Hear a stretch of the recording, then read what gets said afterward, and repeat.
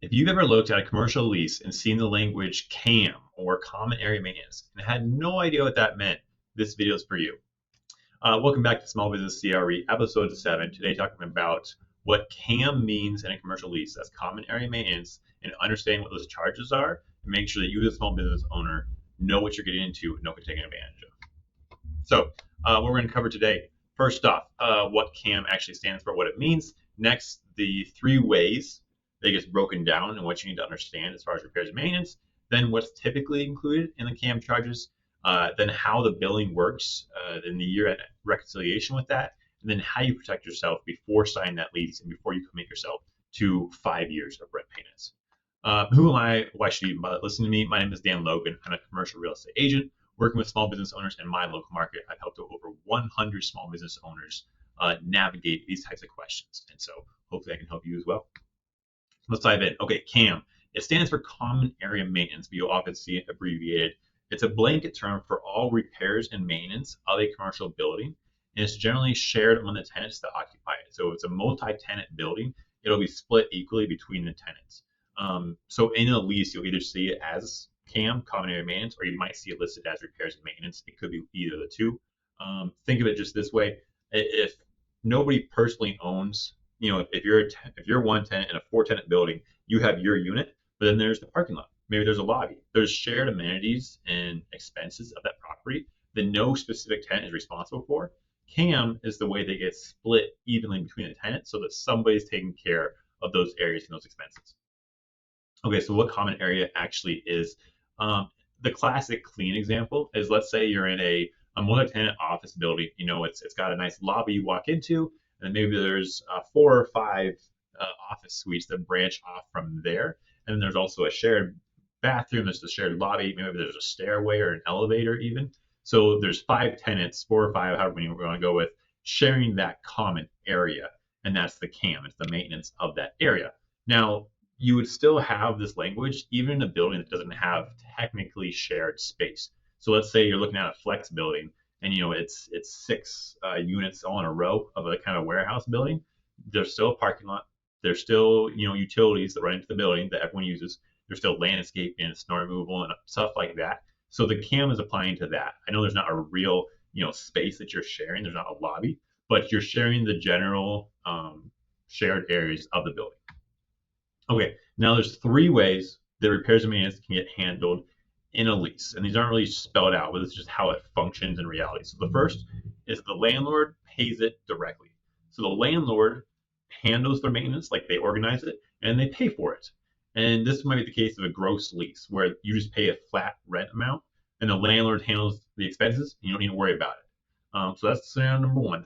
Scenario number 2, which is kind of what we're talking about here, is where the landlord handles it and they pay for it. So again, the landlord's organizing everything, or their property manager is, and they bill you back for those expenses as a part of your triple net, which is your CAM, your common area maintenance.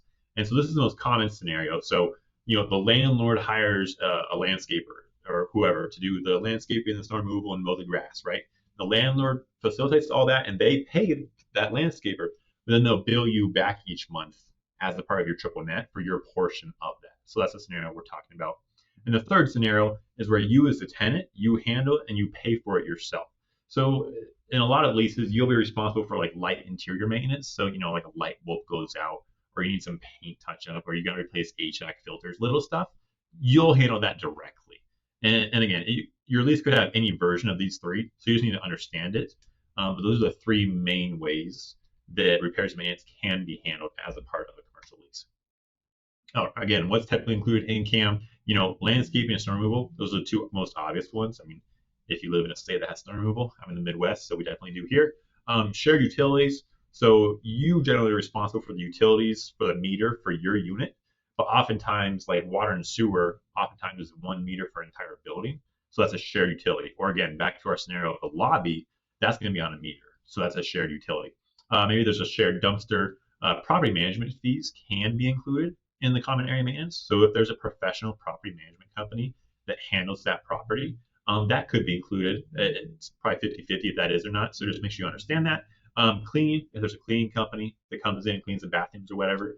Basic repairs and maintenance. Again, we're talking about, just kind of standard stuff, fixing something in the bathroom, or minor repairs, maintenance, that type of thing. And then parking lot upkeep. Sometimes I've seen like cleaning the parking lot, or restriping or resurfacing even.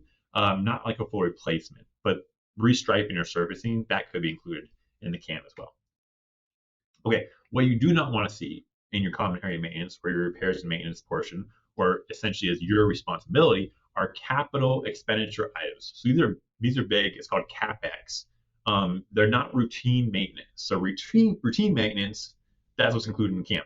But things like a full roof replacement, or again replacing a parking lot, or replacing entire HVAC systems, or if the foundation is going bad, or if a wall is going bad, or if there's the utility that comes from the street into the building, all of those items are generally called capital expenditure items. And unless you have an absolute triple net, which you probably don't, that's like Starbucks or Walgreens, that's a landlord responsibility. So you pay for like routine maintenance, but you don't do the capital expenditure items. That should be in the landlord. So just make sure you read your lease, specifically this section, the CAM section or the repairs and maintenance section, very closely to understand and make sure the landlord's not trying to sneak those expenses in there, because that'll really increase your rent.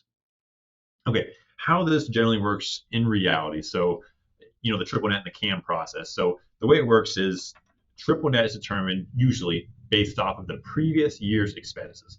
So the landlord or their property manager, they'll look back at all the expenses they had for the previous year. So right now it's 2026. So the landlord is using 2025's numbers. They're dividing it by 12, and that's the triple net for this year. It's an estimated triple net based on what actually happened last year. And then at the end of this year, the end of 2026, the landlord will go back through, see what all their expenses were, and there will be a reconciliation of that amount. So let's say maybe it was a few $100s less, 2026 expenses compared to 2025. Usually they'll give you a credit for your rent for that amount.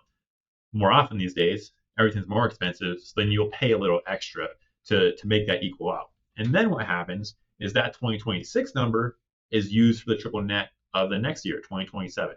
So each year the CAM or the triple net cost will adjust to what the previous year's actual cost was.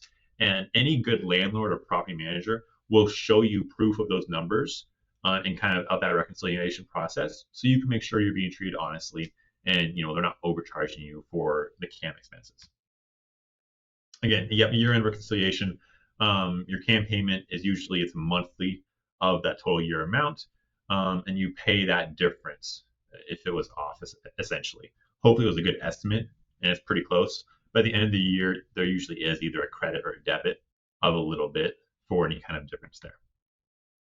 Okay, what you need to do, how you want to protect yourself when you're looking at a commercial lease. Again, highly recommend you have an attorney review it with you, but you read it line by line, especially that CAM section or that repairs and maintenance section. Who's responsible for what, and make sure it's just understood ahead of time. Maybe you are responsible for the snow removal, but if the landlord's responsible for it and you're paying for it, you just want to make sure you understand who is handling what, and then who is paying for it as well. Negotiate on what's included in that amount. So that's pretty standard stuff, snow removal, landscaping, all that. But if there's anything in there that doesn't seem right, you can push back on that. Or if you want, you can even try to negotiate some kind of limit on how much the CAM or the triple net goes up each year. This can be tough because a landlord wants to make sure their expenses are covered. But you could try to say, hey, the triple net can't increase by more than 5% each year. 5% seems like a reasonable amount to cover just the inflation and additional costs. But you can try to negotiate that in there. You may or may not have luck with that. And then make sure that every year you do review that reconciliation when the landlord sends it to you. That also should be included in the lease, some kind of language saying that you have a right to review that. You just want to make sure that there's nothing in there that shouldn't be, and you're not being overcharged. Okay, bottom line, CAM and triple net, it's not a trick. It's a legitimate way of passing through the expenses, the operating expenses of that building to you as a tenant or the tenants. As long as everyone's doing it right and being honest, and the landlord's tracking all their expenses, and you can see that, it's a perfectly fine way to do a commercial lease. You just need to make sure you know how it's structured before you sign a lease. Make sure you know who's responsible for what and who's paying for what. Again, know what you're responsible for, and then review it each year and make sure there's no funny business going on. And that's it. If you want, this is one of the mistakes that I have listed in my top 5 commercial leasing mistakes. Free PDF linked below. Thanks for watching. Leave a like if you found it helpful.